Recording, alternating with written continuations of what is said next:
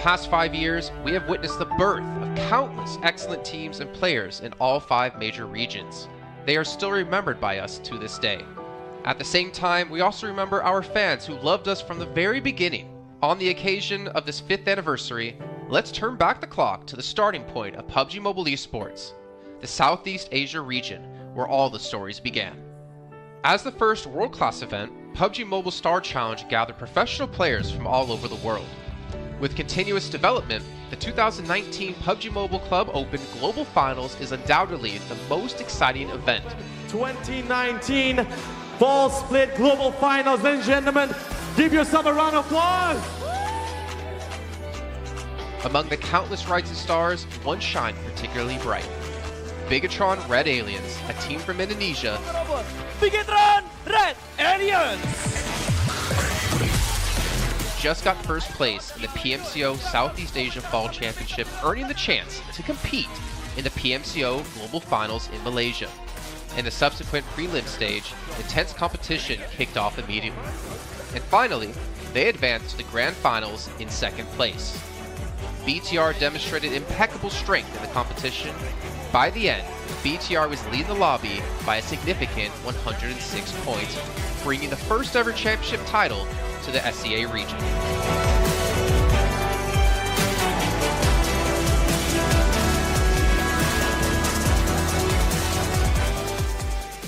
Di saat itu siapa yang nggak kenal dengan nama Bigatron gitu? Tim yang punya segudang prestasi, mereka juara dunia di PMCO Global Finals tahun 2019. Mereka banyak banget melahirkan pemain-pemain berbakat, Zuxi, Luxi, Ryzen, Microboy. Terus habis itu Zuxi, Luxi juga saat mereka menjadi juara dunia, mereka berada di masa prime-nya mereka banget. PUBG Mobile Esports always strives to develop and grow year after year. That's why we made sure to continue the support and build the SEA region. In 2020, the improvement of the competitive schedule introduced the World League, which later became the World Invitational. We also launched the PUBG Mobile Pro League, where even more outstanding teams joined the competitive stage. In the 2020 PMWL, BTR once again clinched the championship in the East. This had given Southeast Asia the title of the strongest region in the world. They hoped to continue their legacy at the PUBG Mobile Global Championship, the pinnacle of PUBG Mobile Esports. However, BTR was not able to repeat the performance from the previous year. Top 2 teams is going to get those this round. Winner with a chicken dinner, Nova XQL. With the rise of Team Nova, countless brilliant moments were had, but this also left many players with regret. After BTR Red Alien won at the Global Championship in Kuala Lumpur, we thought C region was the best. We thought nobody could beat C region except maybe RRQ Athena, maybe Illuminate the Murder, maybe Mega Conqueror, but C region was the best at the time. And we get to the league. We heard of a team called Nova. We thought maybe this team is not that good. On the contrary, they owned all the teams. They were very good. Let's move forward to the year 2021. With continuous efforts, more teams and players joined the Pro League. For example, Xavier, who placed 3rd in the 2020 PMWI East League, also secured 2nd place in the PMGC East League. FaZe Clan also made their debut on the world stage. Có thể nói 2021 là năm thành công nhất của Dingo Xavier trên đấu trường quốc tế, khẳng định vị thế và tên tuổi của Việt Nam vô cùng mạnh mẽ.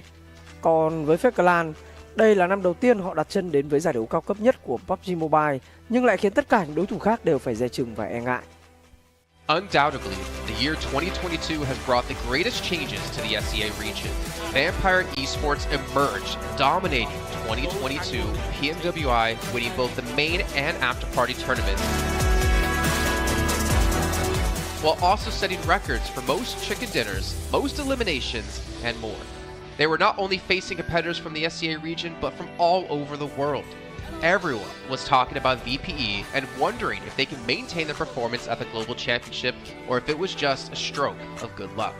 On the last day of the 2022 PMGC Grand Finals, VPE won 3 chicken dinners alone, moving from the bottom of the table to 6th place, achieving the best result for the SEA region. They pulled off another miracle, but sadly, it was not enough to win it all. In 2023, VPE continued their impressive performance. They once again won everything at the 2023 PMWI. 2023 PUBG Mobile World Invitational Champions, Vampire Esports!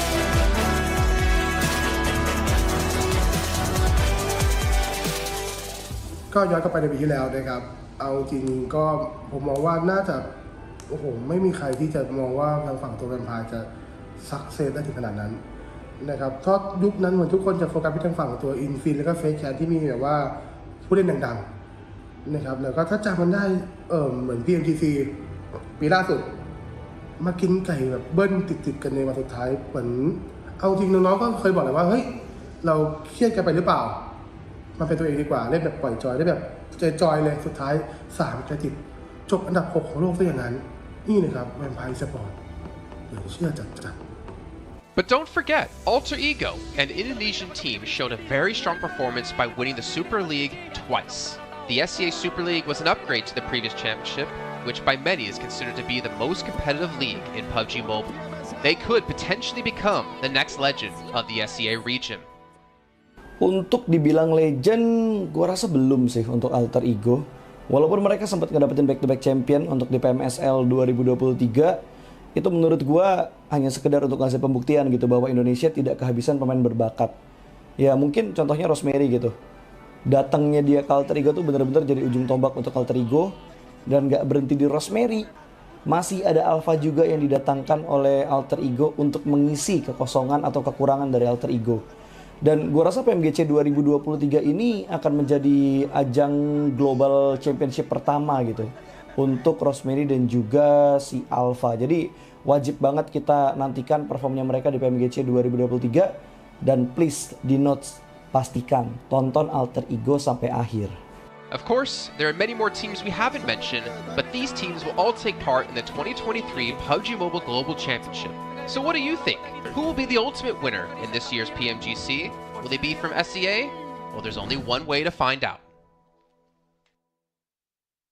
Greetings, PUBG Mobile players! The long-awaited Frost Festival is about to commence. In the new version 2.9, we'll be introducing battles filled with a frosty atmosphere. Snow Battle is coming to town. Furthermore, you'll also get to experience updates to World of Wonder and Classic Mode. So let's dive right into it. In the Frost Festival, we'll be bringing you a series of snow-themed content, including a new Snowy Village-themed area, fun interactions with snow pals, and snow-themed items for more gaming fun and excitement. When miraculous December comes, the frosty world will undergo some magical changes. Stay tuned for updates. Don't miss out. First, let's take a look at the new themed area, Snowy Village. The village covers a wide area of 280 by 150 and has loads of supplies. It's located near Stalber in Erringdale, Iceborg in Livik, and Goroka in Vikendi. In addition to the buildings on the ground, the underground area of the Lucky Ice Tower is also worth exploring. Make use of the 2-story layout to experience a completely new battle experience. Sound the bell in the Lucky Ice Tower, and you can even summon rewards. Additionally, the village also has a snow rail, which can help you quickly move around and gather supplies. It allows you to navigate flexibly between different areas of the village and also swiftly relocate to advantageous positions during battles for your team to counterattack more effectively. Of course, you should always remain vigilant to avoid becoming the target of an ambush. What's more, the village also features a special 2-seat vehicle, the Reindeer. It's also a great choice for transportation as it allows you to swiftly move all over the map. For intense battles, we've also prepared festive and practical battle equipment for you. The Snowball Blaster and Snowboard. The Snowball Blaster can be used in many ways and has loads of functionality. When you aim it at the ground or a building, it can create a snow pile cover for you. When used on enemies, you can temporarily transform them into lively snow pals to restrict their movement. When facing bodies of water, you can use the Snowball Blaster to freeze the surface so that you can walk on it. It's definitely a practical yet entertaining weapon. After transforming into a lively snow pal, you will be unable to use firearms to do battle. You'll only be able to rely on basic actions such as walking, running, jumping, and swimming to evade enemy pursuit. It takes some time before you can revert to your human form. Let's build a snowman together. The snowboard will also bring you a whole new experience. Apart from helping you glide and move on various surfaces, it can also be used with the Snowball Blaster. Explore the many possibilities and use these 2 items to have all kinds of fun. We've also designed various various interactive mechanics, such as searching for snow toddlers, lucky ice, and the snow blast zone. When you encounter a lucky snowman on the map, don't be in a rush to leave. There are 4 lost little snowmen hidden near the lucky snowman. Search for the 4 hidden snow toddlers and bring them back to the large snowman. You'll then receive a token of gratitude. There are lots of lucky ice scattered across the map. Shatter the ice to get the supplies inside. Try using a melee weapon to break the ice more easily. Furthermore, you'll find that snow has engulfed some red zones on the map, and the falling snow will bring about many interesting effects. Players within a snow blast zone will be transformed into a lively snow pal if they're hit by the snow. If the snow lands on the ground, a snow pile cover will be created. In this World of Wonder update, we'll be introducing a brand new transformation skill gameplay and a catch me hide and seek gameplay for you to enjoy the transformation skills to the fullest. Of course, you can also use this skill to create more interesting creations. We've also added a Snowy Village map template to celebrate the Frost Festival with creators. Additionally, we've also made some updates and improvements to gameplay devices, game parameter settings, and the editor. For more details, please follow the official PUBG mobile community. We'll continue introducing the latest WoW content to everyone. As for Classic Mode, we've also made some improvements to vehicles, firearms, creation mode, emotes, settings, and more. First, we've enhanced the designated marksman rifles. Some DMRs can be equipped with the full auto mod to fire in full auto.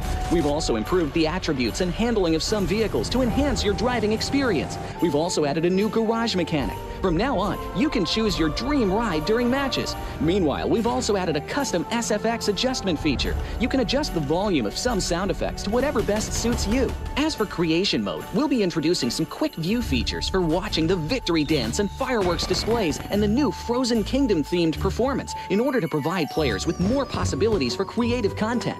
Furthermore, we've expanded the emote backpack. Now you can equip more emotes before entering the battleground.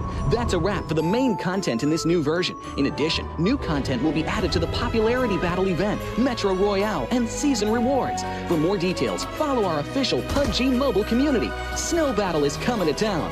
Winner, winner, chicken dinner. In 2020, while the eyes of most PUBG Mobile viewers were focused on Southeast Asia as well as other regions, there was one region in particular that went under the radar, the 2020 EMEA League. Numerous teams from different regions were fighting for a spot in the 2020 PMGC. Among them, the teams from the EU region were the most dazzling. Kanina Power, which had previously won 3rd place in the 2020 PMWL West League, managed to break through and eventually won 6th place in the 2020 PMGC. Class Dilge Athletics from Turkey also successfully took 8th place. For the entire EU region, this was a great start, and in the future, the EU region would grow into an even stronger region. The EU region seems to have endless potential. They always have a number of astonishingly talented newcomers. In the 2021 PMWI, in addition to the veteran team Kanina Power taking 2nd place, the newly reorganized team in 2021, Nextria, Xenox in the smokes, the solo by themselves, surprisingly won 3rd place. The EU region seems to just have endless potential. There's always a number of astonishingly talented newcomers coming up through the ranks, developing their skills, and in 2021 at the PMWI, you had some of the veterans there for sure. Kanina Power taking 2nd place, an incredible performance coming through from them to get that 2nd place. But not only that, you had the reorganized team for Nextria in 2021 who won PMPL Turkey. They came 1st in their region and then were invited on the back of that to the PMWI West to take 3rd place. So these new talents working as this new roster at the time, a phenomenal resurgence there, and there's so much more left in the pipeline, I'm sure, for this region. I'm really excited for what the future has, and I can't wait to see what they've got. In the 2021 PMGC, teams from around the world gathered once again. First of all, worth mentioning is that among all the participating countries in the grand finals, Turkey had the most with 3. Among them, teams like S2G and Nextria finished 4th and 6th respectively. This was a massive achievement. The efforts of the EU region are constantly bearing fruit. Now they just needed an opportunity. 2021 yılında Dünya Şampiyonası istediğimiz gibi başlamıştı. Çünkü West aşamasında 3 takımımızı birden ilk 6'ya sokmayı başardık ve büyük finallere 3 takımımızı göndermiştik. S2G 4. olarak buraya katılma hakkı kazanmıştı ve kadrosunda Rip7, Timber, Kalse, Sylas gibi isimler vardı. Büyük finallerde ne yapacağını çok fazla kestiremiyorduk temsilcilerimizin çünkü dünyadaki takımların iyi performansları söz konusuydu. Büyük finallerde temsilcimiz S2G 4. olmayı başardı. Nexu'ya 6. olmayı başardı. Maalesef Fenerbahçe ilk 8'in dışarısında kalmıştı.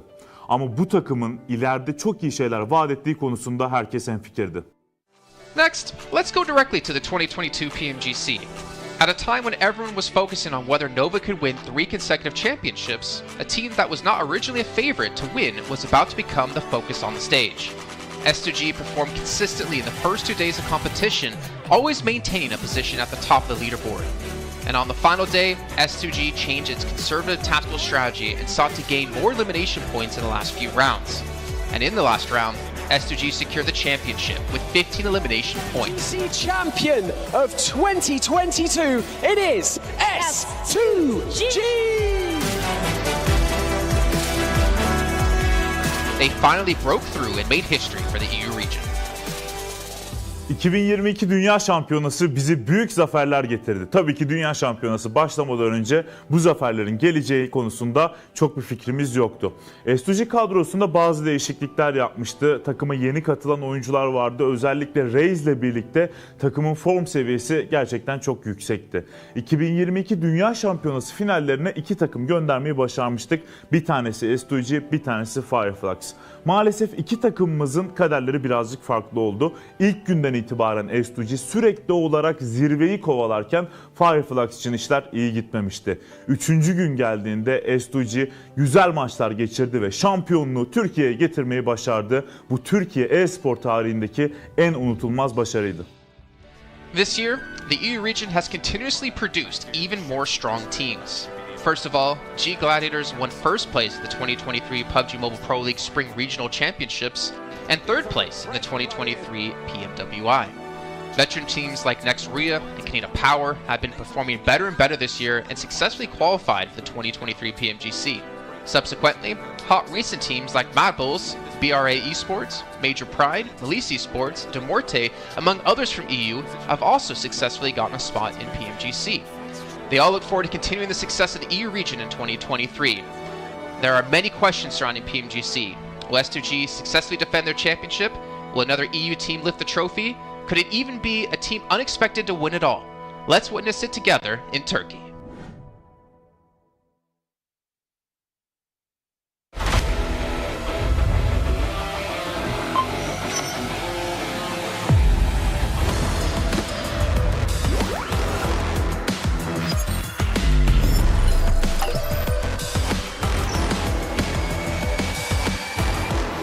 Gold Investigator. Join the Investigator team and let's protect the game's fairness together. 2023 Popularity Annual Gala event tutorial. Hey there, welcome to the 2023 Popularity Annual Gala. We've introduced a brand new competition and upgraded rewards. You will have to go through 10 rounds of 1v1 matches and compete to become the first ever PUBG Mobile Popularity Annual Gala champion. So let's get right to it. New competition, ladder competition. The Popularity Annual Gala event will be utilizing a new ladder promotion system. Players' initial ladder grade will be determined by their battle points at the end of the first round. Ladders are divided into 6 grades: Triple S, Double S, S, A, B, and C, with Triple S being the highest. Ladder promotion rules. Players are ranked based on the popularity they gain during the battle period. For rounds 1 to 9, the ladder results are settled at the end of every round's battle. Apart from ladder grade C, each ladder has 100 spots, with the top 20 promoted, the middle 60 retained, and the bottom 20 demoted. If you're trying to move up the ranks, be sure to stay within your ladder's retained threshold or higher before each round is settled.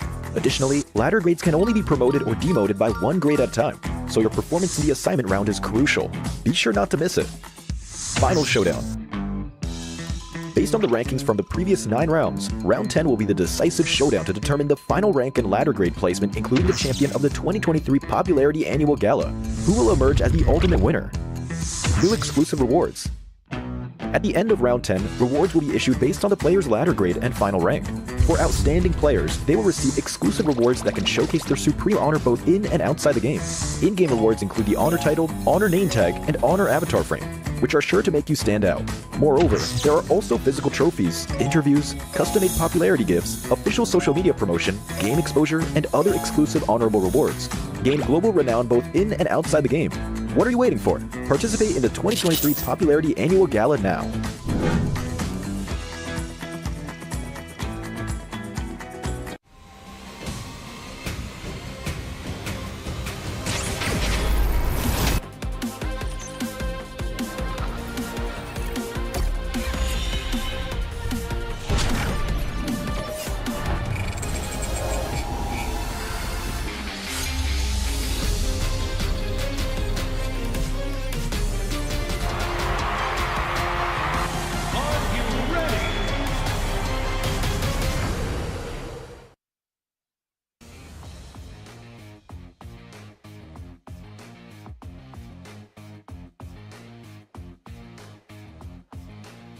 Welcome back to the PMGC 2023, and this is going to be the last chance stage here. And I'm live in Malaysia, Battle Arena PJ, with me none other than Potato coming out from Alter Ego. Now starting off our questions and brief interview for the day.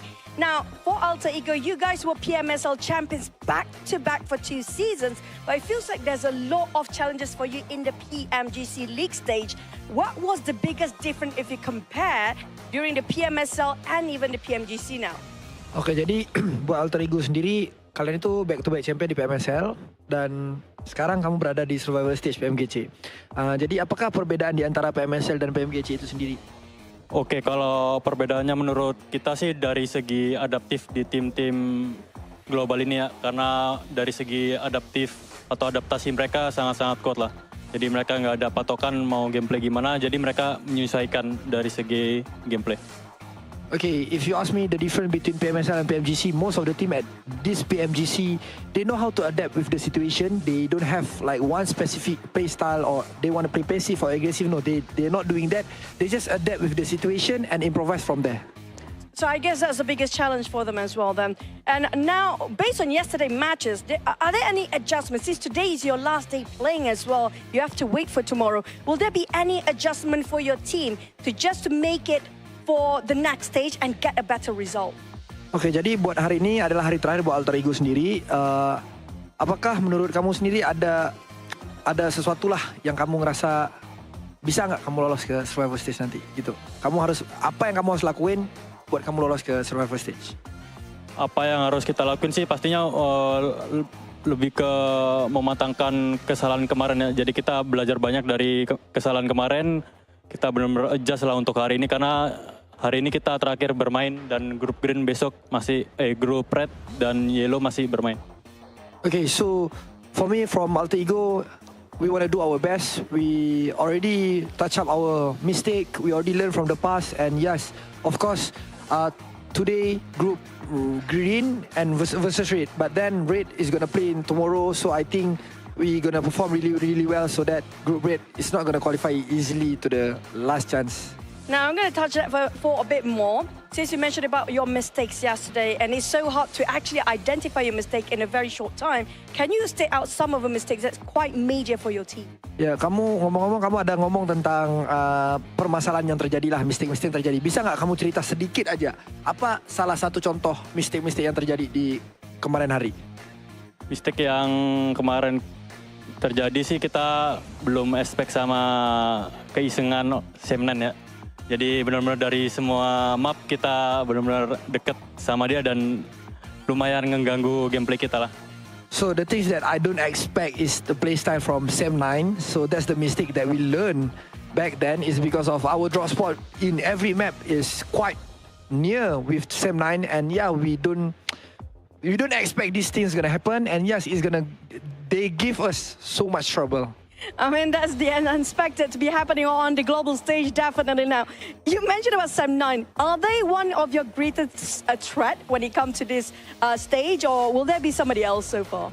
Kamu ngomong Sem9 nih, kamu mention Sem9. Apakah Sem9 itu salah satu tim yang kamu ngerasa PR terbesar kamu, ataupun ada tim-tim yang lain?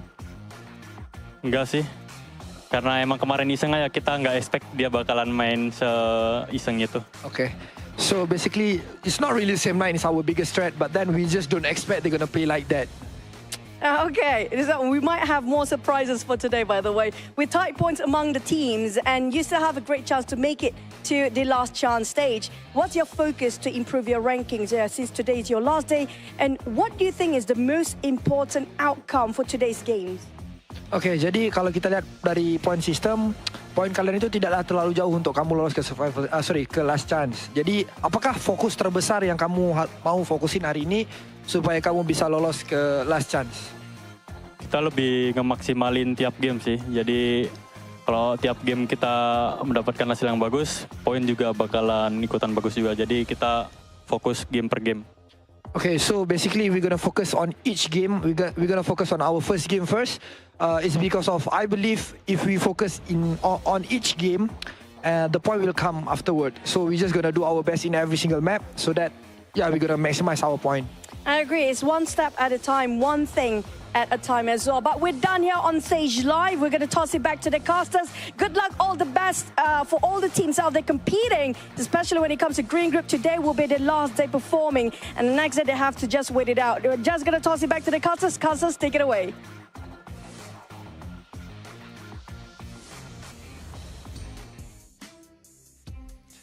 Well, as you heard there, Potato, Alter Ego, and all the teams from Group Green, this is your last chance. Your last 6 matches to get as many points as possible and potentially keep yourself in the safe zone. I'm Jason Kappa, and we got Maxman and Kalaris here on the desk to break down everything happening, obviously, yesterday and what's to come up today. And honestly, Max, well, no, I'm not going to go to you, Max. I'm going to go to Kalaris first. Alter Ego had a rough day, to say the least. Yes, they did, and I VOD reviewed them quite extensively. So obviously we heard in the interview there that, you know, Sem9 was one of their downfalls. Luckily for them, they're not playing today. However, I think that is not the issue for them. Yesterday, the issue for them in 4 games out of the 6 was unnecessary risks. You think back to the Sandhawk, you get caught in the water, BTR takes you down, you're done. You think, and the other water scenario in Erangel as well, that was not required whatsoever.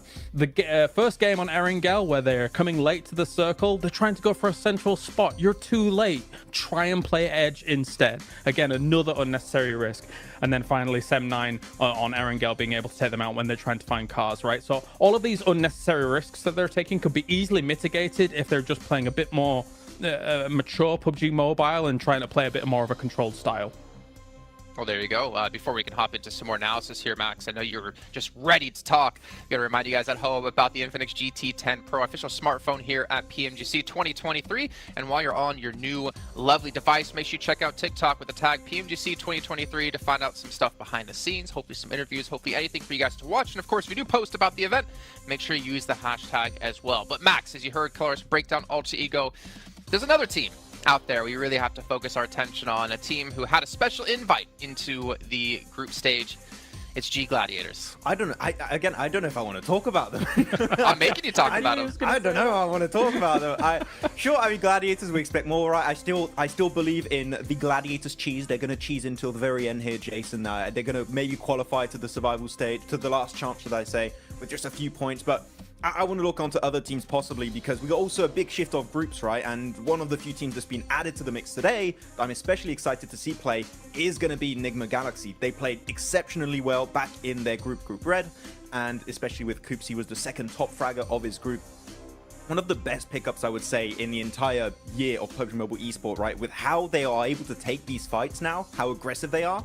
I'm especially interested to see how they're going to fight for their spot in Pachinki on Erangel against, I believe it's Deeg Xavier, how that really unfolds. But Enigma Galaxy has to be one of the teams that everyone is looking at to qualify for the grand finals, so they're a very big favorite for me here going in these matches. I'm hyped for them. I'm also hyped for Duxan as well, because South Korea, let's go. Here we are. Oh. They're awesome. They're awesome. And I mean, to be fair, they had a great start to their group initially, and they kind of fell off slowly as time went on. But I've said it multiple times, as South Korea constantly gets more and more days, more games on the board, they're great at assimilating information. All of their teams, all of the teams that qualify for PMGC. So I'm hoping for Duxan to prove big here again today. That was great analysis about gladiators, by the way. I was going to say, well, that's great stuff to talk about, obviously, Enigma Galaxy and Duxan. But, Max, I really want to hammer home about gladiators here. My attention, actually, are over towards potentially Inco Gaming, because obviously they've seen their brethren teams of Alpha 7, of Loops, of Influence Rage perform pretty well. I'm curious to see if they can rise up and be another Brazilian strong power team. But also Hyper, because the roster they ended up fielding in Group Red wasn't the roster they ended up fielding in Americas, or the team they ended up fielding in North America PMPL. I mean, to be fair, GFan on the roster was surprised to see them do so well in the group, considering GFan's kind of been out of the team for a while now. But they have, I guess, a lot of pressure coming their way from North America in general, considering they're our only representative. And I don't know. It's going to be tough, man. That's all I can say. I know that Zifan is watching a lot of, doing a lot of viewer parties, watching a lot of the different regions. So I think that might have helped out, actually, because he knows kind of what to expect in these matches against all these different teams, how they're going to rotate, and how these matches are going to be unfolding. So maybe that has been helping them out quite a bit. But it can't help you against the domination of Brazil right now, because Influence Rage are just running away with it. And as you said already, talking about Inco, Jason, they have already played at this stage. Nenebich in particular, one of my favorite players of the region, that I would like to see them potentially climb up. But that would be too many Brazilian teams almost in the grand finals. They can't be all of them. That's not possible. Or could it? I don't know. Yeah. We'll see. Obviously, still a lot to come up down the way. But we can see a comparison here of Mad Bulls up against Enigma Galaxy. And Mad Bulls obviously struggling when it came to placement points, able to put up a ton of eliminations and obviously double chicken dinners as well. We could see just obviously the performance when it came to group stage quite different when it came to eliminations. For me, Enigma Galaxy, I do feel like they were the one surprise for me, especially out of Group Red, to not advance through to the grand final straight away. I mean, they just fell short of Morph by a few points here and there, because Enigma Galaxy had a great start, and we know this team as a very formidable roster. I mean, I think a lot of people put a lot of stock in if Coops is gone, then if he's eliminated early, then maybe they don't have much legs to stand on. But I don't necessarily hugely agree with that. Of course, he is a force to be reckoned with, right? And somebody that is going to be sitting very strongly with him, as you can see here with the 43 eliminations. But this team still is able to play a macro game, even if Coops is gone. It's just that he is quite the powerhouse to speak of. I mean, thinking back to PMWI, Max, we did see Coops kind of be similar to Nomi, similar to Matic. He was kind of off by himself, but also the funny thing was he was the tip of the spear, it seemed, in most parts. He would be like the first one to cross the rows to get position for his team, but he'd be so confident and so successful to be able to do that it allowed Enigma Galaxy to kind of adapt their style quite a bit to how Coops can perform to his best. If you're Enigma Galaxy, you don't need an IGL. You just need to, Coops is engaged, we just follow Coops. Enable him. No, just enable Coops, exactly, to kind of take these fights, because clearly, as you said, he is the spearhead of these scenarios. He is the one that is leading the charge for this fight, and a lot of the time it's very successful when it works out that way. And the rest of the team, sure, they can frag out. We know Lord, we know Freak, we know how Rauf can also pop off in these matches, but clearly it's just the setup around Coops. If he gets knocked, pick him up. You want to keep him alive as much as possible, which is what I wanted to see almost from Quest with Alhaji, but it's just not been the case. Alhaji's been going out early, so it goes to show how important it is to keep a star player like Coops alive until the very end, because it increases your odds of winning those matches pretty significantly. So yeah, I hope that it's going to work out for them, though. If you're looking also on this graphic, Radio Seal, currently Reject, we had some great moments, right, Kalaris, in the group stage, but they've been a little bit invisible currently at the start of this tournament. There's still a bit of time for them to come back and hopefully qualify for the last chance, but Reject have not had the start I was expecting, and that might be also off the back of that long break between Group Green and now this point of the tournament. Honestly, I have a bit of a grim outlook for Group Green, in my opinion. We'll also take a look at some of the highlights, because, I mean, you've got 6 of their teams not able to make it happen yesterday, right? I think Alter Ego was the top out of those 6 teams with 22 points, and that's kind of why I focused on them a little bit in my VOD review from day to day, because I do feel like Alter Ego is the one that can try and get out of that rut that Group Green has put themselves in yesterday, because it is their last chance today. So much so that I do believe that Alter Ego will make some big changes coming in today. Like, for example, I think that they're going to go north on Sandhawk, because Hyper goes down towards Camp Charlie, which was a backup drop since they moved away from that northwest island, for example. So we'll see if that actually pans out here today. But yeah, I think they've got a tall mountain to climb as Group Green today, for the most part. I will say this, I'm 100% in agreement with you, Kalaris, but one thing we can't forget about is that the difference between 16th place and 8th place is 15 points. Now, obviously, if you're Melissa in the situation, that's over doubling your points, but it's not that big of a gap at the moment, so it's really going to come down to those potential 1, 2, 3 points. That means whether you're into the last chance or your unfortunately PMGC run will be done. So it's still extremely close, but yeah, it is kind of eye-opening, Max, as we look at Group Green just struggling down towards the bottom of the leaderboard. Yeah, actually, I got a few numbers right now. Group Yellow, on average, have 40.5 points. Group Green have 26.3. So there's a pretty significant disparity between the teams that are between these two groups. It is going to be a bit rough. There's room for them to, of course, catch up here, but as we know, for the survival stage, it's only 2 days. The team of Group Green only have 6 matches remaining to have an impact on the leaderboards. And after, I mean, Kalaris in esports, this is always the worst scenario to be in. You just got to stay and watch and just hope that the other teams around you don't perform well, which is the most insane situation to be in, because you just cannot have the impact you're hoping for anymore. No, for sure. It's a terrifying prospect to actually kind of stare down. For Rejects, of course, I think that obviously right now they got themselves 17 points yesterday. Compare that to the group stage that they had, which was 188 points in total. For me, I don't know if 2 days is enough for Rejects and rotating lobbies for them to gain traction, because Rejects' performances came in the latter stages of their group as a whole, compared to some of the earlier days and the early results. That said, as well, there's some uncharacteristic numbers that came out from yesterday. Procedure, for example, only 10 eliminations across 6 games. This is a team that can get that in one game, no problem, considering what we saw from them in the group stage. So my eyes are also on them, aside from Alter Ego, because I just think that they're capable of more. 100%.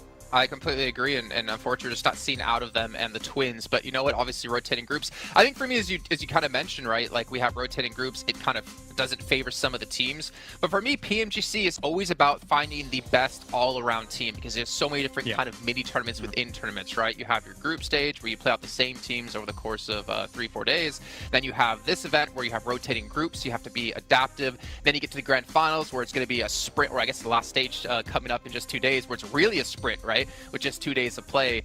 You got to be good all around, and we're going to find the team to be just that, hopefully, very, very soon. But one team I did want to focus on, just really quickly, because I want to throw this out there in case it happens. Influence Rage. You're so far in the lead, there should be no chance you're ever going to fall into the bottom 8. Do you start to hot drop on some teams' potential, start to kind of put yourself in rotational paths of some of the teams, well, obviously not them because they're not playing here, maybe Mad Bulls is a better case in the situation, to punish teams and prevent them from potentially qualifying? Because Influence Rage will come tomorrow, Mad Bulls is today. We always theorize this, and it pretty much never happens, right? But I want to see it! You want to see it, okay, but are the teams going to take that risk? I'm not quite sure. You could do it if you want at the second half of the day. I think now is a bit early to do that. You're safe. You're not 100% safe, so just... Mad Bulls? You don't... I mean, for Influence Rage, I would just say, just play the half of the day, just chill, normal. Then if you want, and see how it happens. I think the earlier you do it, the more responsive teams are going to be to that, and they're going to adapt around you potentially hot dropping them, right? So if you Influence Rage, Mad Bulls, BTR, maybe you want to take a bit more time before going for a play like that. I don't know who you'd want to pick out. Maybe Rejects, maybe also Gladiators right now could be a team to take down. I don't know, could be. I have a thought. I do think Mad Bulls is relatively safe. I mean, considering that I think that their performance will continue here throughout the day. I think if you were going to target anybody based on these two groups alone, I wouldn't even mind looking towards Procedure for on Erangel. If you think about their potential rotational paths from something like Yasnaya going up against kind of Rozog, sometimes those can potentially clash from time to time, and Erangel is the most, as we all do our little things, please sir, I want to be next.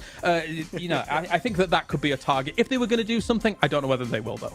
I'd even go on Alter Ego, to be honest. I think that would be a good team to take down. Maybe. They could be a threat. I mean, that's a good point. If you prevent people from hot dropping you when we get into the last chance stage, then it means your position's going to be a lot cleaner. You're limited in games. You have a better chance of qualifying through. But let's see what's going to break down as we're heading to our first match of the day with Sandhawk. Going to throw it over to our commentators, Jack and Blink, to take it away. Thank you, Jason. Oh, it's exciting already because I kind of like the way you can see we're all there in anticipation. It was cool. I like the way you kind of had, you know, we're in school blank. We want to get our opinions. Oh, in. yeah. Because even me and you were speculating, we're theory crafting. It's sick, man. This week's going to be so damn good. Like, the quality of games yesterday was great. If that carries on, I'm living for it, Blank. Yeah, I mean, we were having a little chat behind the scenes there. I mean, to be honest with you, there's a lot to talk about here. You know, you have some of these groups here that are now playing their last day. It's Group Green. This is their final day today before we head in towards tomorrow. Everyone gets 2 days of play between both the survival stage and that last chance. And some of the players, some of the teams in Group Green are in real danger right now. It's a stressful experience.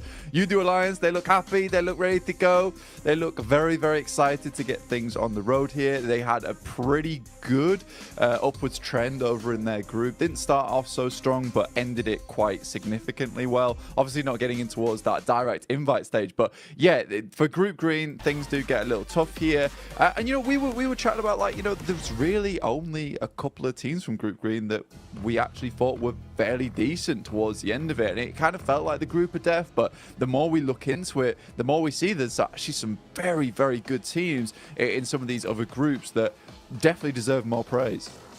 Absolutely. I think that's sort of the speculation that we had when we came to this agreement. You know, like, looking back on it, in retrospect about the rose-tinted goggles or green-tinted goggles, really, the upper echelons of that group were absolute masterclass, right? Even Reject Tokyo couldn't be lumped in with that, with how well they were playing over that week.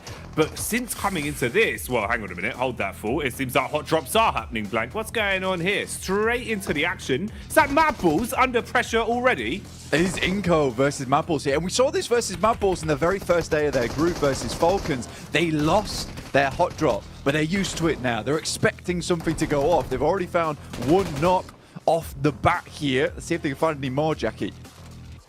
How far can they go with this then? Fleek getting the reload off instantly, trying to assess the situation. Now, Mad Balls always feel like they were hit with pressure on Sanhok. Even back in regulation of Group Green, they were being tested for control.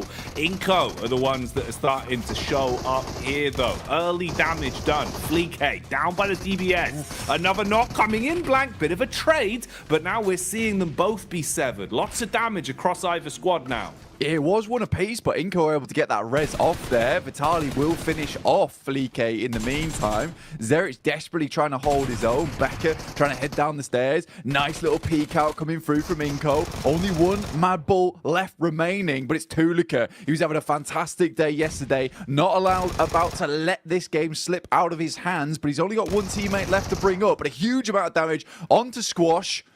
Last player alive, Tulika. Can he clutch this out?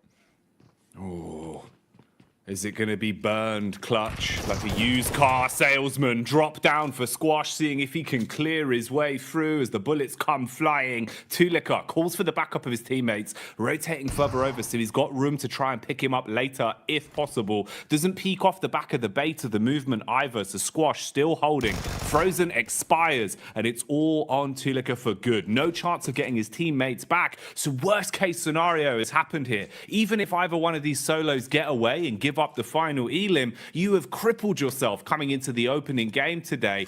And this is it, Blank. They've got to roll with the punches now. Yeah, Nima Galaxy also having a little peek in here with Ralph off in the distance alongside of his teammate. So this fight is not going to go well either way for both squads right now. Tulika is on the broadside, will be spotted almost immediately. This shotgun that Squash has found himself alongside with the SK-12 that he's currently holding on to, it is just stressful to deal with now for Tulika indeed. One shot will be enough to take him down unless he's at distance, but for the Mad Bulls, this is still sort of an important fight to win out on, right? You do not want to be losing your spot in Ruins. You don't want people to be feeling like you're an easy prey come towards that direct invite towards the PMGC, that global championship. So for anyone watching, all the other teams that are already qualified, you know, Mad Bulls having to put on a bit of a performance here, a bit of a display. Goodbye.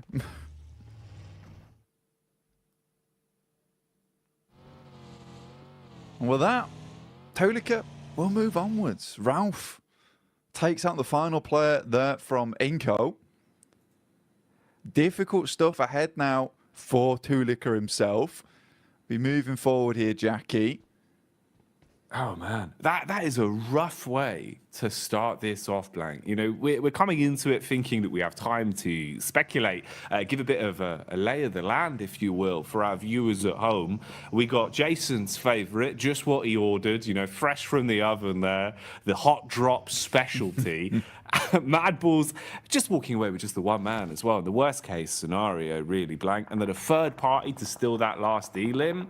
Ooh, wrap that up in a neat little package. If that isn't a little taster of the sort of shenanigans we're going to be seeing today, then I don't know what would be. You know, maybe like a beef stroganoff. Yeah, I mean, for some of these teams, some of these squads, right, it was kind of interesting because we were sort of speculating, is Mad Balls going to be the one to hot drop? In the end, they have to, but it's Inco who does engage that. And I think for Inco, maybe not the greatest thing to happen. I mean, we were talking about how, you know, here on Sandhawk, you do want to try and get as many points as possible, squeeze out as much as possible from this map, because you're only going to see one of it anyway. You don't want to go heavy on these games. Tixie all by his lonesome here. No one else to help him. He's got a DBS versus the three-man squad here of Quest. Easy, straight around the corner. Easy two-pump, double barrel action. Straight into the face of Kitsune as well. Causes him to go bounding around like a very aggressive bunny rabbit. And he's put the foot down, Blank. At least hits onto a one. The sprint out as well. Basically just offering themselves up as sacrifice there. Those are some freebies for Gladiators. You get the response in as well for the situation. Get everyone back on their feet. You're going to be happy with that. Yeah, you got to be really, really pleased with the fact that Tixie's able to hold his own on this compound. It is typically where Tixie does play as well, over towards this eastern side, able for the rest of the team to get over towards him as well. And I think that is nice. That's a nice regroup coming through from Gladiators. A lot of times they've been fairly slow on that approach. If one player is all on his lonesome, backup doesn't come half as quick enough a lot of times. So for Tixie, he is thanking his teammates, clapping them on the back there. That is a very, very pleasing result for Gladiators. Not so much for Quest, currently on 13 points. It's not really looking too good for this team, even after the absolute mad plays we saw from Al Haji yesterday. I don't know how much further Quest is going to be able to get into this tournament, but I think next year is going to be a really good year for Al Haji, no matter what team he's on. I think they've done well, at least in kind of winning the hearts of the fans a little bit as well, with the time we've seen from them on camera, the way they've come across in their interviews, and the resilience we saw, at least in regulation, back in Group Green, right? You know, for them to actually fight through and even still be in the tournament in a position where we can still be talking about them right now, Blank, at least for me, was impressive. It just felt like there was a little bit of room for them to get another step forward. It's a shame how some of the games have gone for Quest, especially yesterday. It was rough. It was raw. Misery back on screens here, though. Evos instantly aggressing, looking to try and build themselves a few points on this one. Misery got the early knock off with the UMP. Redface and Co now moving in to clear out the upper compound as well, and flushing their way through anyone that dares to peek into them. Yeah, it's a nice little fight there from Pasija Evos versus N-Hyper, leaving them down to one player now. And I think for Pasija Evos, this is very well set up. Yesterday didn't look too great for Pasija Evos. They were doing extremely well over in our group stage, but kind of fell off just a little bit there towards our first day of play for Group Green. 21 points, though. It's not terrible. It's not ideal either, but it's good enough. Pasija Evos, it is just Misery now coming up against some of the players here from NASA. Xenox will open things up. What more can he get done? Bullets down range early on. It's good high ground, good position to be in. They've got a great understanding of where exactly they could be potentially fought from. Bit of a move on the go here as well, as we see the rotation from Evos off the back of their cleanup.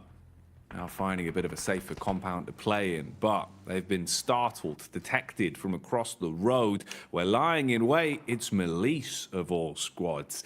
Hit and miss yesterday, Blank. Honestly, to be fair with you, mate, I feel like we saw a truer test of them, at least in Group Green. You know, from what we saw yesterday, it felt like they were struggling a little bit. Even CEO later, there were times where it felt like this guy was a bit of a one-man army. I don't feel like he was as quick to the mark yesterday. I'm hoping, obviously, with a day of rest, you've come back in a little bit more fresh face today. Would like to see some improvements from them today. Yeah, I mean, for the Turkish squad, it's just a little bit difficult for them at the moment. I mean, they've been making a lot of right moves. And I think for an Edge team that likes to kind of read into opponents' movements around the map and cut the legs out from underneath them, they did a good job of it in terms of theory, right? In theory, where they were playing, it was all fantastic. Then they were going down to these engagements. They weren't always able to win it out very cleanly with a four-man squad going onwards and just clearing from there. And they ended up just losing games very early on. And there's kind of the risk with playing Edge a lot of times whilst you're holding out and guarding those Edge sides is that if you get into an engagement there, you lose it, right? There's not much chance of getting very much further into the game. For other teams that like to leapfrog from Edge and then send towards a kind of a middling position between the center of the circle and the outer side of it, you have much more chance to get further into the game and maybe pick yourself some pretty consistent placement points off the back of it. And we had a really good conversation as well yesterday, or even this morning, actually, bloody hell, mixing up my time zones. It's all going so quickly right now, where we were talking about, you know, look, some of these teams yesterday just came out absolutely swinging, and I think in this format you have to, whereas other teams sort of got in their own heads a bit. Yeah, that was one of the big focal points we were kind of sort of umming and ahhing over, about how you could see the difference of, let's say, a team like Influence Rage, who came out just playing their style, just absolutely giving it, right? Any opportunity they had to just swing on a fight, play confidently, going into an engagement basically thinking, you know, we've already won this. They're just thinking about the points being in their pocket. You're going to have so much more of a better time of it than going into it giving so much respect to teams, overthinking these situations. And we've seen that change. A lot of our squads from Group Green, it feels like their play styles have kind of flip-flopped more so than anything compared to what we were seeing during that regular point. This is an interesting one, actually kind of ties into that. You can see here, Reject Tokyo at least getting a bit more confidence to fight and contest for center control. A little bit lucky there in terms of the draw of the circle, but it works out. You've got a compound, you're in a good spot, and they're going to be pleased with this, mate. They'll be chuffed with that blank, because when they had center control, when they felt comfortable early in a compound, this is where we saw some of the better games from Reject, because honestly, they're great on defense, good comms. It just felt like getting there was rough for them. They've been playing a lot of Edge, and it hadn't been working out too well. I'd hope that would be a positive change. Bit of a fight potentially developing here as well. You've got the push up the hill. Focus is drawn from NASA towards the backside, but a few bullets whizzing on by. Room for a bit of a scrap here. Yeah, I think for Enigma Galaxy as well as Nisa, this is a case where potentially Enigma Galaxy will just think about just swinging wide of this, potentially trying to get in underneath towards Painan. I think Enigma Galaxy is a team that is very well known for some of their more smart rotations. A little bit of a scout there from Ralph. He's in very much danger now of taking a knock. Luckily, the vehicle is going at a strong 90 miles per hour. Alter Ego zooming in towards where Reject is playing. Already Octa gets taken down here. They try and take control of one edge, but Reject has penned them in, locks them into one location. Now the nades can start to come through. There's a lot of damage off the back there. In the meantime, Duxan does take down Ralph. We talked about him earlier being very, very low. Pins pulled on the nades for Alter Ego, looking to see if maybe there's a way they can defend themselves with these bad boys. Problem is they've already taken so much damage. Reject Tokyo setting themselves up. They're trying to reset in terms of the defense and readjust what positions they're playing from so they can support each other a little bit easier. There is nades in play as well. Reject Tokyo normally very good on lining up those double nades. That could be something to come back towards. For now, we'll see what's happening up on the hillside as well. There's been a bit of commotion here. Teams have been making their presence known, and that high ground control is going to be worth its weight in gold the longer this one goes on. So pressure being applied there. Rotation coming in as well. You've got Alliance on the move as they start to make their way over. Drop in the smoke so they've actually got some cover to work with. And you'd need it because Melissa are close by and they're eagle-eyed, Blank. They've got eyes like a hawk. Yeah, for Udo, this is probably one of the toughest rotates currently happening on around the map, where they're sort of locked in between DX as well as Malise Esports, and DX has a fantastic control of his high ground. Something we saw a lot from them yesterday is identifying some very strong positions on the map, but also being really good at holding them down. Not necessarily always in compounds, just in certain areas of the map where they have that high ground control. They can play around a little bit of hard cover and go from there. Circle moves very hard towards that north side. Now, that is a little bit of grace given towards MB Esports. They can use that to their advantage. Udo Alliance, they take a knock in Flax, and a quick heal goes over towards Fatah there. So very, very immediate response from Udo Alliance, but I don't think it's going to be enough here. I think they're just caught on with the worst end of the stick out of the lobby. Probably the only team that's going to suffer in the next minute or so, I would say.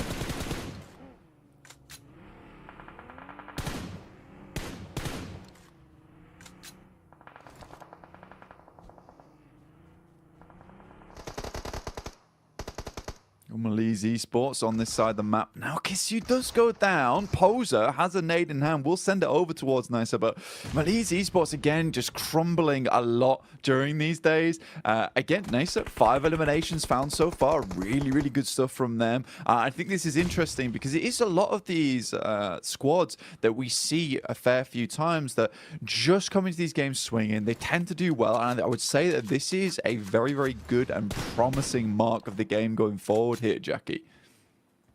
I'd agree with you, man. It feels like, actually, you know, we're getting into a bit of a groove now, a bit of a stride for some of our teams. A lot more aggression displayed early game as well here with the culmination of the 2 groups we have in today's lobby for survival stage.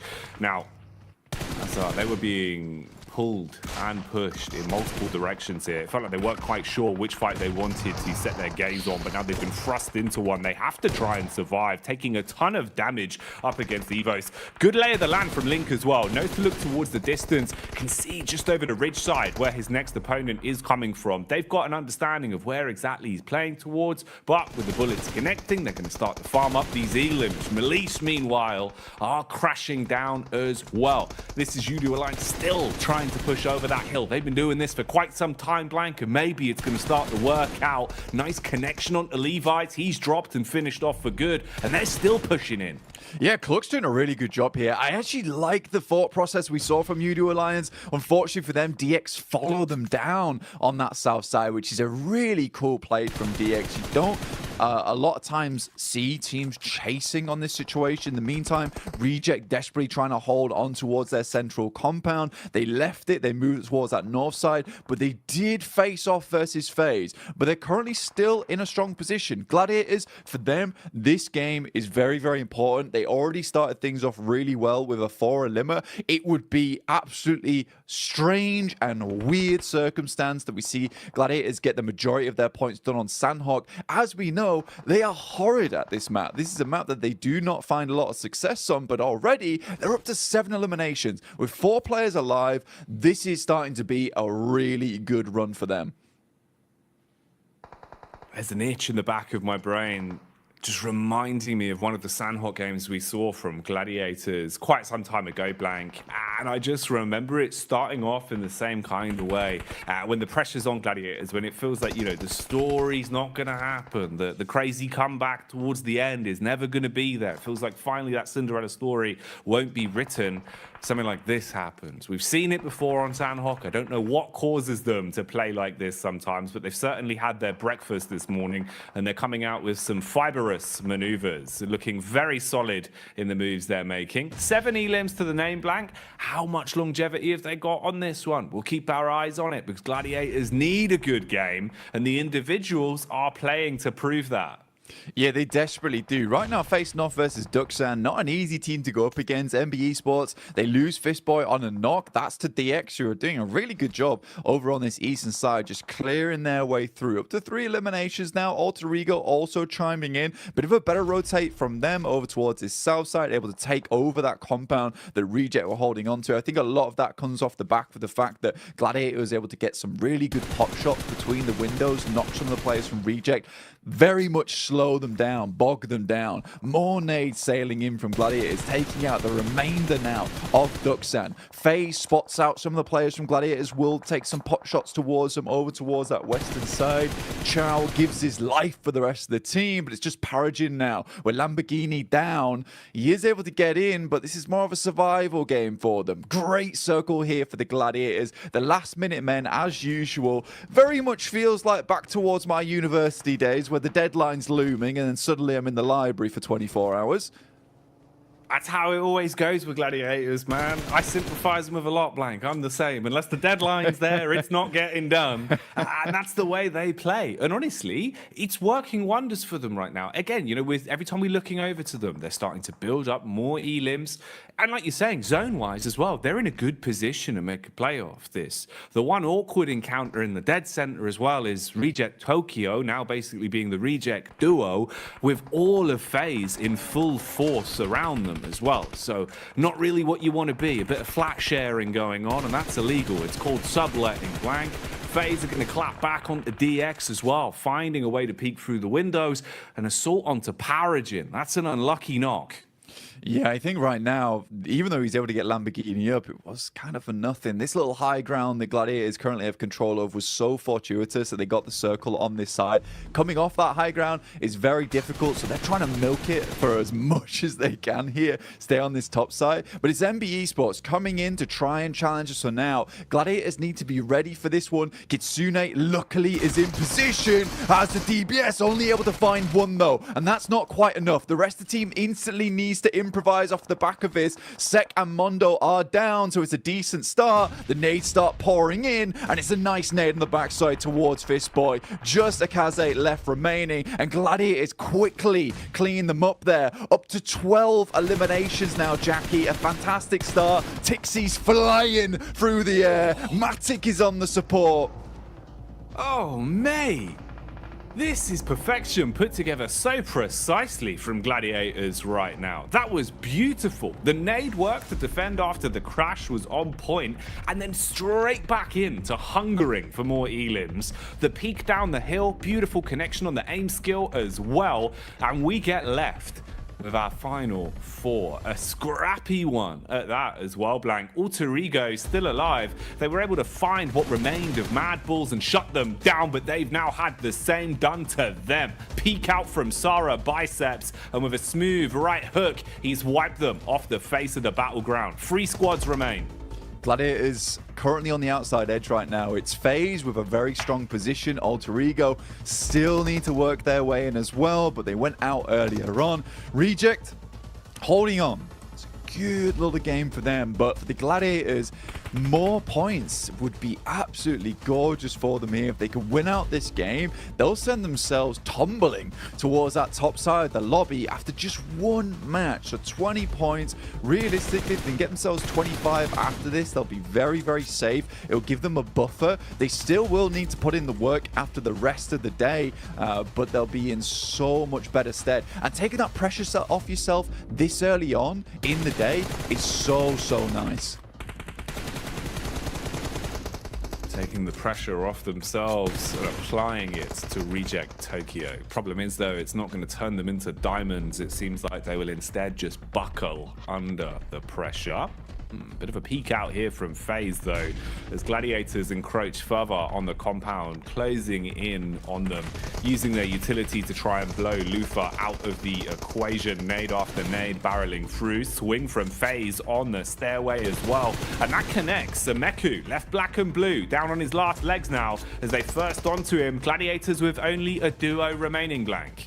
I think regardless of what happens there, I think Gladiators are fairly pleased with this result, right? Meku was always left behind to try and help the rest of the team get further up. Now it's Matic in a 1v3 scenario. It's going to be very difficult for him to pull this type of thing off. Goes for the pre-fire as the circle starts to push all these players in. Has an idea of where they're swinging. This rock is really nice to play around, but Onzen, he's on the prowl, and it will be found by the rest of the team. Mormon finishes off Matic. Regardless regardless, FaZe picks himself a nice win from a very easy rotate on that north side. But for Gladiators, that could have been a lot more for them. Either way, I think it was around about 15 eliminations they finished that game with the 6 points on top of it. 21 points is just a very, very nice start for them. And you know what? Jason might have been right to bring them up at the start of the day. It's crazy, isn't it? You know, we sit there, Jason brings out all his storylines that you think are never going to happen. And I think we hit the mark for 3 out of 3 of Jason predictions all in one game. So he's doing well today, Blank. He's doing well. Oh, look at the dance. He's happy. He's pleased with that one. I mean, starting off the day with a win here for Mela is really, really nice for him. He's got his hot water bottle in hand as well, mate. Oh, yes. Taking the heat to the next level. This is why FaZe are winning. No, they're bringing the heat in. They're warm. Exactly, Blank. That's madness. They got the moves inside and outside of the battleground, and they got the chicken dinner to boot as well. Can't turn your nose up at that one. But I think we do have to give a little bit of eyesight over towards Gladiators, looking at the stats in terms of what they got up to on that one as well. Yeah. That's a big game from them, right? They're actually fragging as well, Blank, which I think makes the world of difference in the sense of confidence. It's what we were talking about way back at the start of the game. At least now, having a high elim game, it should perk you up a little bit. You're not going to feel so somber throughout the rest of the day. Yeah, I mean, the teamwork looked really, really good there from the Gladiators towards the end, and that's what you want to see overall. In the meantime, we're going to send you back over to the other team over on the desk. The desk team, the best team here. Like FaZe could get their victory on the board here, starting things off strong for Group Red. But to be honest, there's a lot of moving parts and a lot of working parts in this one that allowed quite a few other teams to have some decent results. You know, Max, I know you didn't want to talk about him at the start of the day, but I'm going to make you talk about him now. No. It's G Gladiators. Okay, you know what? They got himself some wins. I can give you that much, Jason. I think Kalaris was talking about that. The eliminations kind of got fed to them in weird ways, especially that fight versus Quest. Alter Ego changing their drop location to the Eastern Island, and Mad Bulls fighting Inko, which means that their rotation path here, Jason, is completely free. Even if you rotate late, you can make it through Trifecta, you can get access to Bootcamp Hill, and off the back of that, they can just start blasting at so many other teams like Duxan, Alter Ego, and get 15 eliminations on the board. They needed those points here because they were in a tough spot before here, and they already doubled their points. They had 20 points before this match, and now extra 21. That is massive for Gladiators. So it might be exactly what they need to get themselves in more of a safer position, considering this is their last day of play overall.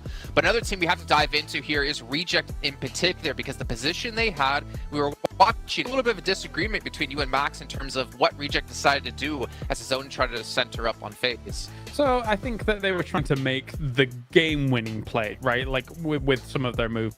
They start in Trifecta, they had a 2-2, and they go to the compound, which in our region we see always as a focus point for some of these circles mid-Sandhawk. Now, they realized Alter Ego's coming in behind them. They made a ridiculous blitz through. It was risky, but they actually got a lot of points from it, 8 points in total. That's by the by. Reject here from this point on tries to leave this compound and go north towards FaZe. I think they already took one elimination off of FaZe, so they knew that they were weakened, or in a weakened state, but it was very slow, very unsuccessful trying to breach the position of FaZe here. So I like that Rejects was trying a winning move, but it materialized. At least they got high up in this game, I suppose.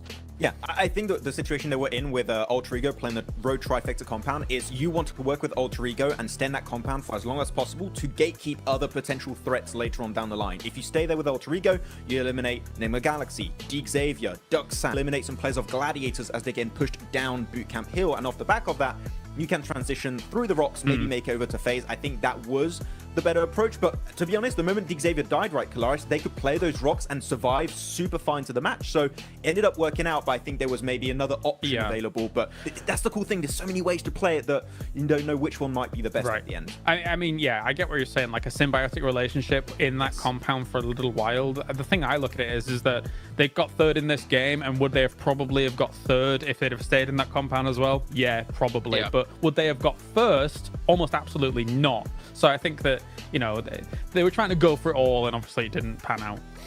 Yeah, and again, trying to make those plays that are really important for them, considering Reject coming into this one from Group Green. So they only have, well, now 5 matches left to go. They have to get as many points as possible. They have to make sure that to make the right decisions, though, as we did look at a drop as well between Mad Bulls and Inco.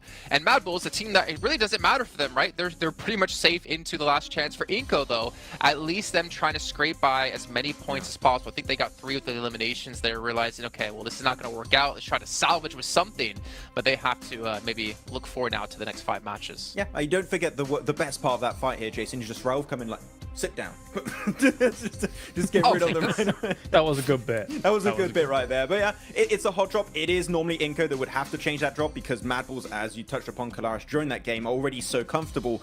It is currently their fight to win currently in that position. If they win it, they clear it for the last chance. And Inco, they're just going to be maybe completely out of that position from the get-go. So yeah, Inco, cool. It's fair enough. There's only 1 of these maps per day. But you might want to try and think of avoiding those as much as possible because it can really impact your results over only 2 days worth of play. That is such a small amount of time that these hot drops can really impact your position. Yeah, it would be even especially more huge if there was more than 1 Sandhawk per day, right? But there's very little interest in giving up your position when you've done as well as you did like yesterday as Mad Bulls. One thing I do want to mention really quickly, because you said it while we were watching the game, and I kind of really like the idea of it. We did see Altigo change the drop location, as was mentioned already on the desk here. They went up towards Cal. But then when the zone started to shift away from Corey, more centralized, and they were on the east side of Corey, you were talking about what do they do here in this position. And Claris, I wanted you to bring that up just really quickly. Yeah, again, they're just playing really risky PUBG Mobile. Like going for these wide rotates, going up against Quarry, which is a very difficult place to transition away from. They have to bomb it through to try and make something happen. If they'd have come in from the north, it might have just been an easier time. But yeah, they did all right. But it's, again, very risky PUBG Mobile here. Yeah. High risk, potentially high reward for Altigo, who desperately need every single point they possibly can in our final 5 matches. And it's time to head into our second match of the day, which is our first Erangel of the day with Jackie and Blake. Ooh, the first of the 3 Erangels. This is good. This is always my favorite Porsche and Blanc, because it feels like we start to get the more nuanced games, right? Where we can kind of expect the more unexpected. But this lobby's already looking kind of wild. So we'll see what we get, Blanc. We'll see what we get. Room for some treats. Yeah, I think that the guys on the desk touch on a really important point here is that for some of these teams, you know, specifically what Kalaris was talking about really interested me in the sense that, you know, Reject, they go for the game-winning play at the end of the day. And I think you have to do that now. You really do have to go for these sort of things because, honestly, for Group Green, we know that this is their last day of play to get in towards that survival stage, not be in the bottom 8. And again, because you are the group that's playing the first 2 days in a row, you don't play the last day, you don't really know what marker you're aiming for, right? You don't know where that bullseye lies because no one is on that 16th position where it's just fixed, and you can think to yourself, we only need to get this amount of points to get in, so you have to push it to the max every single game. And I think that some teams are realizing, I would say too late at this point in time in Group Green, that they have to go for these game-winning moves. That had to come through yesterday. It absolutely had to come through yesterday. I think Mad Bulls took their fate into their own hands very quickly, as did Influence Rage, who have more than secured their position over towards the last chance phase. At this point, I think they have 77 points, something ridiculous at this point in time. So I think for some of these teams, maybe it's coming through too late. You need a little bit of luck today. You need to really hit your shots. You need to be making strong rotations and maybe, just maybe, able to bump those points up just enough. I think for Quest, that instant elimination at the start of the day there on Sandhawk versus a team that most people regard as not the greatest Sandhawk team will really knock their confidence in a big way. We know Quest made it in by the skin of their teeth, literally 1 point in Group Green to get towards that survival stage. I don't know if that sort of playstyle is going to cut it here, where a lot of teams, we're starting to cut down past the teams that, you know, didn't get past the first group stage. They're now in the survival stage now, where we have a lot of really, really strong teams. They won't just sit down and die like Tiamba did. No, it's not going to be anywhere near as easy or as fine of a margin. I think that's the other part as well, is the fact that that was 1 point of difference. I would imagine it's going to be a little bit more of a stark contrast here. Hello, imagine I would have cried. That would have been huge, man. Full John Rambo action to start off the day, but not going to happen.